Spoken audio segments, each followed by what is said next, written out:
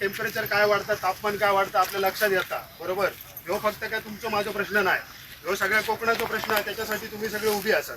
ह्या जर गाव सोपला तर उद्या काय फक्त तुमची घरात आवची नाही, आजूबाजूच्या लोकांचं सुद्धा पाणी अटतात. आज क्रशरमुळे काय अवस्था झाली आहे, ह्या निगुडे गावं असत ते आम्ही बघतो. सोनुर्ली वेतियाच्या गावांचं सुद्धा अशाच पद्धतीचे क्रशर चालू असत. तुमच्याकडे 200 फूट गेले तसे 600 फूट खाली गेलेले असत. आणि हा काय थांबायचा नाही. त्याच्यासाठी तुम्ही सगळे जे उभे राहुलात त्याच्यासाठी तुमच्यासाठी एकदा पहिल्यांदा जोरदार टाळी हवी.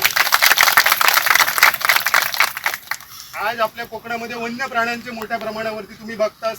वेंगुर्ल्यापर्यंत गवेरेडे पोचलेत कसे, कारण सगळ्यात जास्त जंगलतोड हैसर तुमच्या सह्याद्री पट्ट्यात सुरू झालेली असा. आणि ही खयच्या प्रकारची जंगलतोड असा, कळण्याचा मायनिंग पहिला सुरू केला, त्याच्यानंतर तुमच्याकडे क्रशर चालू झाले. ह्या तिलारी धरण आणि त्याचे जे कॅनल झाले त्याचा सगळ्यात जास्त उपयोग केरळवाल्यांनी घेतलेले, तुम्ही आणि आम्ही घेऊन नाही. आणि ही लोक काय करतात, क्रशर फक्त याचं पाणी घेऊन येईल. ऑलरेडी हैसर नदी होती, थैसून तेरेखोल नदी नावाची एक नदी वाहतात. त्या नदीत सुद्धा क्रशर घुसून त्याचे सुद्धा आज मोठे मोठे डोंगर भावळाटी डुबे रावलेले आहेत. ते आमच्या डोळ्यात दिसत नाहीत काय, किंवा आमच्या तरुण पिढी तुमच्या माध्यमातून मी सांगा नाही, सगळी वयस्कर म्हातारी शितारी लग्न झालेली महिला दिसतात माका. पण या ठिकाणी आमच्या तरुणांका काय फक्त क्रिकेट खेळायची मॅच खेळण्यासाठी सॅटर्डे संडेच गावासाठी वेळ देऊक जमता काय, जो मोठा प्रश्न. तुमच्या सुद्धा उद्या मुलांची होतली आहेत, त्यांना सुद्धा पोरा गावातली होईल तर का अशा श्वासनाचे आजार त्यांना देऊचे आहेत काय. आज लहान लहान मुलं मी हैसर बघता या ठिकाणी शाळा असा, इथून जवळच माका वाटतं एक 5 मिनिटावरती शाळा, मंदिर असा, माऊलीचा मंदिर असा.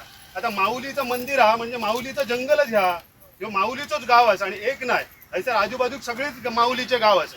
म्हणजे झोळब्या तळकट कोलझर पासून ते माका वाटतं निगुडा आणि रोणापालपर्यंत मधुऱ्यापर्यंत सगळीकडे माऊलीचंच देवस्थान आहे. आणि ही सगळी माऊली आमच्यावरती कशा पद्धतीने कृपा पावली हा, तर आमचे हे सगळे तळ कोकणातले गाव हे जल जंगल आणि जमिनीने समृद्ध असत.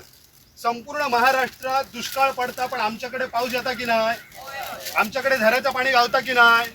वर्षाचे 12 महिने वाहणारे झरे आमच्या गावात कशामुळे असत, त्या हैले जंगलांमुळे असत.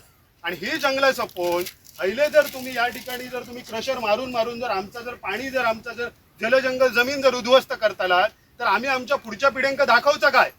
ह्यो आज खूप मोठा प्रश्न आमच्या समोर उभं राहिलेला असा. आणि त्याच्यासाठी आमची ही सगळी माणसं जी असत या ठिकाणी आंदोलन करतात. आणि हा आमच्या भावी पिढीसाठी आणि आमच्या अस्तित्वाचं आंदोलन आहे. कारण ही जर अशी आंदोलनं जर होत नाही तर सरकार आमची अजिबात दखल घेणार नाही. कारण सरकार दप्तरी गेल्याच्या